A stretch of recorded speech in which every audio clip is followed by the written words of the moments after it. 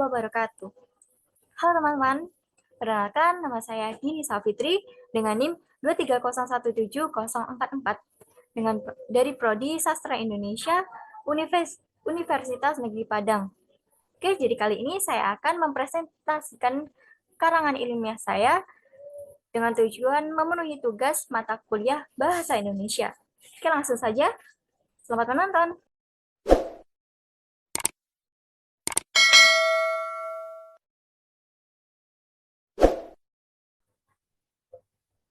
Oke. Adapun judul karangan ilmiah saya adalah pengaruh penggunaan gadget bagi anak di bawah umur. Latar belakangnya adalah semakin berkembangnya teknologi, maka semakin maraknya penggunaan gadget. Adapun semua itu tidak mengenal usia, baik dewasa, orang tua, bahkan anak di bawah umur sekalipun. Mirisnya, tak hanya faktor perkembangan teknologi, namun pengaruh lingkungan dan parenting dari orang tua juga turut andil dalam hal ini. Tanpa disadari, semua itu memberikan dampak bagi pertumbuhan anak, baik dampak negatif maupun dampak positif. Adapun rumusan masalah pada karangan ilmiah saya adalah yang pertama, apa dampak positif penggunaan gadget pada anak di bawah umur? Kemudian yang kedua, apa dampak negatif penggunaan gadget pada anak di bawah umur? Dan yang terakhir adalah bagaimana metode yang benar mengenai penggunaan gadget pada anak di bawah umur. Lalu, dari rumusan masalah tersebut, tercetuslah tujuan penulisan karangan ilmiah ini. Yang pertama adalah tentunya untuk mengetahui apa saja dampak positif penggunaan gadget pada anak di bawah umur. Kemudian yang kedua adalah selain dampak positif, maka akan ada dampak negatif. Jadi, untuk yang kedua ini adalah untuk mengetahui apa saja dampak negatif penggunaan gadget pada anak di bawah umur. Kemudian yang terakhir, metode yang benar penggunaan gadget pada anak di bawah umur. Bagaimana sih caranya penggunaan gadget pada anak di bawah umur tanpa harus khawatir akan memberikan pengaruh buruk, namun malah merangsang suatu kreativitas dalam diri anak.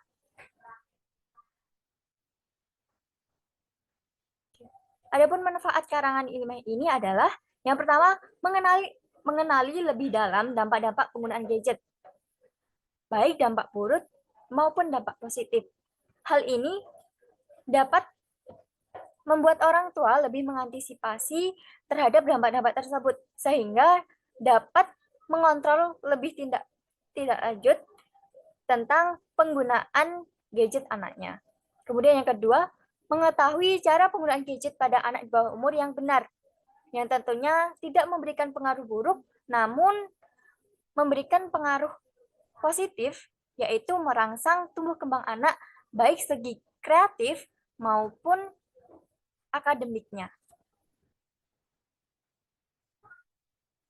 Oke, selanjutnya, dalam hal ini, karangan ilmiah saya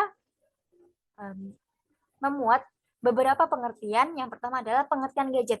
Apa sih gadget itu? Gadget adalah suatu piranti atau instrumen yang memiliki tujuan dan fungsi yang praktis, yang secara spesifik dirancang lebih canggih daripada teknologi yang diciptakan sebelumnya. Tentunya bagi kita zaman sekarang tidak asing lagi dengan apa yang namanya gadget, terlebih handphone. Mesti semua orang mempunyai handphone. Kemudian yang kedua adalah pengertian anak di bawah umur. Pengertian anak di bawah umur secara umum adalah anak usia dini. Secara garis besar, anak usia dini dinamakan anak dengan masa umur 0 sampai 6 tahun. Kemudian yang terakhir adalah pendapat para ahli. Menurut Sumarti Padmonodewa, mengutip pendapat tentang anak usia dini, menurut Biseler dan Snowman, yang dimaksud anak prasekolah adalah mereka yang berusia antara 3 sampai 6 tahun. Kemudian para ahli juga menyebutkan pada usia-usia ini tentunya masa-masa golden age-nya, di mana mereka tumbuh berkembang dengan secara baik atau lebih matang.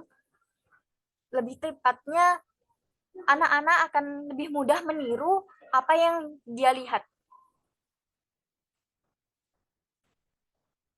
Kemudian bab 3, metode penelitian. Yang pertama adalah studi literatur, di mana karangan ilmiah ini tidak berdasarkan dari hasil penelitian secara langsung di lapangan, melainkan dari studi literatur, di mana penulis membaca dari berbagai sumber, baik dari jurnal, artikel, internet, maupun buku-buku yang tersedia. Kemudian yang kedua adalah prosedur pengumpulan data atau metode pengumpulan data. Data yang sebelumnya sudah dibaca dalam berbagai sumber itu kemudian dikumpulkan dan diklasifikasikan. Dan yang terakhir adalah perumusan masalah.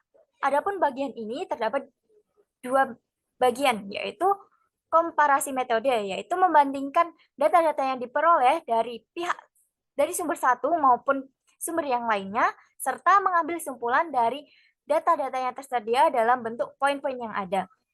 Kemudian yang kedua adalah analisa mendalam, metode menganalisis lebih dalam, yaitu mengenai poin-poin yang telah didapat, kemudian menguraikan secara rinci agar mendapat kejelasan dan titik terang dari permasalahan yang ada. Oke. Dan di bab 4 ini, mengenai hasil dan pembahasan, karangan ilmiah ini tentunya memiliki hasil dan pembahasan. Dan untuk karangan ilmiah saya ini, adapun hasil dan pembahasannya adalah yang pertama dampak negatif. Dampak negatif dari penggunaan gadget bagi anak di bawah umur. Yang pertama adalah hilangnya interaksi sosial pada lingkungan sosial bagi anak. Karena apa? Karena anak cenderung lebih suka menyendiri di dalam kamar, lebih asik sendiri main dengan gawainya, kemudian acuh tak acuh dengan kondisi luar di sana. Dan anak-anak pun cenderung untuk berlaku introvert, tidak mau mengenal apa itu dunia luar, tidak mengenal apa itu bermain dengan teman-temannya selain bermain dengan handphonenya sendiri. Kemudian yang kedua adalah dampak radiasi. Seperti yang kita ketahui, semakin berkembangnya teknologi, maka akan semakin besar dampak radiasi yang dihasilkan dari teknologi itu. Hal itu juga berpengaruh pada pertumbuhan anak, di mana beberapa sel-sel dalam tubuh apabila terdampak radiasi secara terus-menerus dalam jangka waktu yang lama akan menyebabkan suatu kerusakan atau memperlambat pertumbuhan sang anak. Dan yang ketiga adalah pengaruh negatif dari konten-konten yang buruk.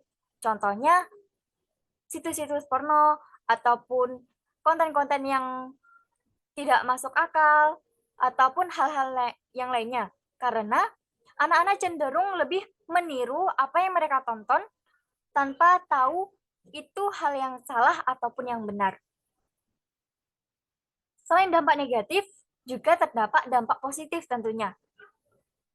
Nah, maka dari itu, dampak positif dari penggunaan gadget pada anak di bawah umur ini adalah yang pertama, menambah pengetahuan anak. Di mana apabila gadget itu digunakan dengan semestinya, apabila gadget itu dibatasi penggunaannya, dikontrol, maka akan dapat menambah pengetahuan anak. Mungkin dari berbagai video-video yang berisi tentang ilmu-ilmu ataupun yang lainnya, yang dengan dalam artian dengan tanda kutip adalah konten-konten yang bersifat positif. Kemudian yang kedua adalah membangun dan melatih kreativitas anak. Seperti yang tadi, apabila anak-anak tontonannya adalah video-video yang baik atau berbau positif, maka hal itu dapat merangsang pertumbuhan anak baik dari segi kreativitas maupun akademiknya. Kemudian pemecahan masalah dari rumusan masalah tadi adalah yang pertama, orang tua harus mengawasi dan membatasi penggunaan gadget yang anak. Terlebih lagi mengingat begitu banyak dampak negatif yang dihasilkan daripada dampak positifnya. Kemudian kedua, orang tua juga belajar untuk mengajak anak mengeksplor luar. Tidak hanya berpacu pada gadget sebagai solusi ketika anak tantrum ataupun menangis. Jadi di sini orang tua juga menjadi role model bagi anak-anak. Ketika mungkin berada di samping anak, setidaknya orang tua tidak hanya terfokus pada gadgetnya, tetapi juga harus memberikan suatu interaksi kepada anaknya. Dan bab kelima ini adalah berisi tentang kesimpulan. Kesimpulan yang dapat dari penulisan ini adalah penggunaan gadget pada anak di bawah umur cenderung memiliki lebih banyak dampak negatifnya dibanding dampak positif. Penggunaan gadget pada anak di bawah umur akan menimbulkan kecanduan dan masalah lain yang kemungkinan mempengaruhi tumbuh kembang pada pola pikir anak. Terkadang, anak pun juga dewasa sebelum waktunya hanya karena penggunaan gadget yang berlebihan. Kemudian saran yang pertama adalah orang tua harus memerankan figur sebagai orang tua dengan membimbing pada hal-hal yang positif dengan cara mengajak mengeksplor dunia luar, tidak hanya berpacu pada gadget sebagai solusi ketika anak menangis ataupun yang lainnya. Yang kedua adalah orang tua juga harus meningkatkan pengawasan terhadap penggunaan gadget anak. Terlebih saat ini teknologi juga semakin maju, maka ada beberapa aplikasi yang digunakan untuk bisa mengontrol penggunaan gadget pada sang anak. Yang ketiga, orang tua seharusnya memberi contoh yang baik pada anaknya. Seperti yang saya katakan tadi sebelumnya, mungkin ketika di samping anak, orang tua sepatutnya untuk berhenti sementara tidak menggunakan handphonenya. Karena anak itu cenderung meniru dari orang tuanya. Kemudian terakhir, tidak menjadikan gadget sebagai solusi ketika anak menangis, melainkan mencari cara lain hal yang menarik. Hal ini juga demi masa depan sang anak. Jadi, kita juga harus merubah mindset mengenai handphone itu bukan satu-satunya solusi ketika anak menangis, tetapi juga bisa mencari solusi lain ketika anak sedang tantrum. Contohnya, mungkin diajak bermain, terus diceritakan hal yang lucu, dan yang lain-lain. Oke, cukup sekian presentasi karangan 5 saya. Apabila ada salah kata, saya mohon maaf yang sebesar-besarnya. Terima kasih dan semoga bermanfaat. Wassalamualaikum warahmatullahi wabarakatuh.